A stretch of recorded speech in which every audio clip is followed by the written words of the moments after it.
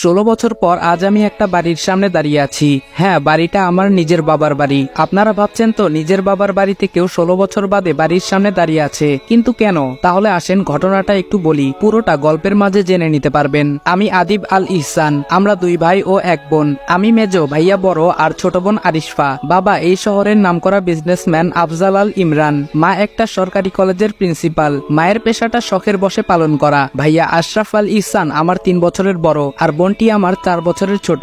ভাইয়া ছোট থেকেই আমাকে খুব একটা সহ্য করতে পারে না। যেহেতু বাবা মা দুজনেই ব্যস্ত মানুষ, তাই আমরা তাদের সংস্পর্শ খুব কমই পেতাম। বাসায় সার্ভেন্টরা আমাদের দেখাশোনা করত। এর মধ্যে আমাদের খেলাধুলা বেড়ে ওঠা হতে থাকে। আর ভাইয়া নানাভাবে আমায় অবহেলা করে, যেগুলো আমার ছোট মনে অনেক খারাপ লাগতো, কিন্তু কিছু বলতাম না, সব চুপচাপ সহ্য করতাম। আমার এই চুপ করে সহ্য করাটা ভাইয়া আমার দুর্বলতা ভেবে নেয় আর বাবা মায়ের কাছ থেকে আমায় নানাভাবে বকা খাওয়াতে শুরু করে। একদিন খেলার মাঝে ছোট বোন আরু ভাইয়ার কারণে ব্যথা পায়, কিন্তু ভাইয়া বাবা মা আসার পর দোষটা আমার ঘাড়ে চাপায়। যেহেতু আরুর আঘাতটা বেশি ছিল, তাই বাবা মা আমার উপর অনেক রেগে যায়। আমার কোনো কথাই না শুনে বাবা আমাকে অনেক মারে, আর মা উনি সামনে থেকে সবটা দৃশ্য দেখতে থাকে। মারা শেষ হলে উনারা আবার আরুকে নিয়ে ব্যস্ত হয়ে যায়, আর ভাইয়া সে আমার দিকে তাকিয়ে মুচকি হেসে চলে যায়। সেদিন আমার খুব রাগ হয়, রাগ করে বাসা থেকে বেরিয়ে যাই। আর আজকে আবার 16 বছর পর বাড়ির সদর দরজার সামনে দাঁড়িয়ে আছি, তবে বাড়ির ছেলে হিসেবে নয়। 2 মাসের জন্য এই বাড়ির একটা ঘর ভাড়া নিয়েছি।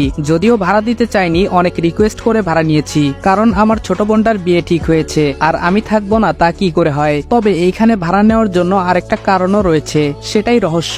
আমি কলিং বেল চাপতেই একজন ভদ্রমহিলা দরজা খুলে দিলেন। আমার বুঝতে বাকি রইল না ইনি আমার মা। খুব ইচ্ছে করছে মাকে জড়িয়ে ধরি, কিন্তু না, আমার ভিতরে অনেক অভিমান জমে আছে। এত সহজে তা ভুলে যাই কি করে? আমার কাজের জন্য চাইলে অন্য বাড়ি ভাড়া নিতে পারতাম, কিন্তু ছোট বোনটার জন্য বারবার মন বলছে এই বাড়িতেই থাকবো। মা বলল, কে তুমি বাবা, কাকে চাও? আমি বললাম, আমি রাজ। আসলে আন্টি, মিজান সাহেব আমার জন্য এই বাড়িতে 2 মাসের জন্য একটা ঘর চেয়েছেন।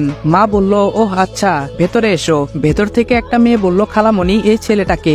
মা বলল, কে এই ছেলেটা? ও আমাদের বাড়িতে 2 মাসের জন্য থাকবে। বুঝতে পারলাম উনি আমার খালাতো বোন, ঈশিতা জামান ঈশি। ভ্রু কুচকে আমার দিকে তাকিয়ে কোথায় যেন চলে গেল। উনার পরিচয়টা একটু দিয়ে নেই, উনি আমার খালামণির মেয়ে ঈশিতা জামান। আমি যখন এই বাড়িতে ছিলাম তখন খালামণিরা আমেরিকায় ছিলেন, কখন দেশে এসেছেন কে জানে। যাই হোক, বাদ দিন, আমরা সামনে এগোই। মা বলল, আরু, এই আরু বলল, বলো আম্মু। আম্মু বলল, এই যে ওর নাম রাজ, 2 মাস আমাদের বাড়িতে থাকবে, ওকে ওর ঘরটা দেখিয়ে দিয়ে আয়। আরুও আমার দিকে ভ্রু কুচকে তাকিয়ে আছে। বুঝলাম না আমি কি এলিয়েন নাকি। আরু বলল, চলুন ভাইয়া, 2 তলার বিশাল রুমে আমার থাকার ব্যবস্থা করা হয়েছে। আরু বলল, এটাই আপনার রুম, থাকুন, আমি গেলাম। আমি বললাম আচ্ছা। রুমটা ঘুরে দেখতে লাগলাম। রুমটা আমার না। অনেক ইচ্ছা হচ্ছিল নিজের রুমটায় যাওয়ার, কিন্তু সেটা তো সম্ভব না। বসে বসে এসব ভাবছি, তখনই মা আসলেন আমার রুমে। মা বলল, বাবা আসবো? আমি বললাম, আসুন, জিজ্ঞেস করার কি আছে? মা বলল, তুমি তো এখানে একাই থাকবে তাই না? আমি বললাম, জি। মা বলল, ঠিক আছে বাবা, তাহলে তুমি আর ভাড়াটিয়া হয়ে থাকার দরকার নেই, আমাদের সাথে থাকবে, কেমন? আমি বললাম, না। মা বলল, কেন বাবা? আমি বললাম, না, আমি খেতে পারবো না, আপনার কাছে কয়েকটা কথা বলতে চাই। মা বলল, হ্যাঁ বলো। আমি বললাম, আমার এই রুমে যেন কেউ প্রবেশ না করে, এই বিষয়টা আপনি সবাইকে জানিয়ে দিবেন। আর আমি শুধু এই বাড়িতে থাকবই, আমার খাওয়া নিয়ে আপনাদের চিন্তা করতে হবে না, আমি বাইরে থেকে খেয়ে আসবো। মা বলল, কিন্তু কেন বাবা? আমি বললাম, এত কিছু বলতে পারবো না, আপনি আমার কথাটা সবাইকে বলে দিবেন। মা বলল, আচ্ছা বাবা। উনি কথাটা মন খারাপ করে বললেন। আমারও ভেতরটা ছিঁড়ে যাচ্ছিল কথাটা বলতে, কিন্তু বাধ্য হয়েই বলছি, এত সহজে আমার পরিচয় দেওয়া যাবে না, আর মিশন শেষ হওয়ার আগে তো কোনোভাবেই কাউকে ঘরে প্রবেশ করতে দেওয়া যাবে না। যেহেতু এই বাড়ির খাবার খাবো না বলে দিয়েছি, তাই ফ্রেশ হয়ে বেরিয়ে গেলাম, কারণ প্রচুর খিদে পেয়েছে। পাশেই একটা ভালো রেস্টুরেন্টে গিয়ে দুপুরের খাবার খেয়ে বেরিয়ে পড়লাম। বাইরে এসে দেখি বাইক নেই। আমার বাইক কোথায় গেল? আজব তো। হঠাৎ মেয়েলি কণ্ঠে কেউ বলে উঠলো, বাইক খুঁজতেছেন? তাকিয়ে দেখি এ তো ঈশি। সে এইখানে কি করছে? আর আমি বাইক খুঁজতেছি, সে বা জানলো কিভাবে? মনে হয় অনেকক্ষণ থেকে এখানে দাঁড়িয়েছিল, কিন্তু আমি আসার সময় তো ও ছিল না। আমার ভাবনার মাঝে আবার ধমক দিয়ে বলল, হা করে কি ভাবছেন? আপনার বাইক পুলিশের ভ্যানে করে নিয়ে গেছে। আমি বললাম, কি?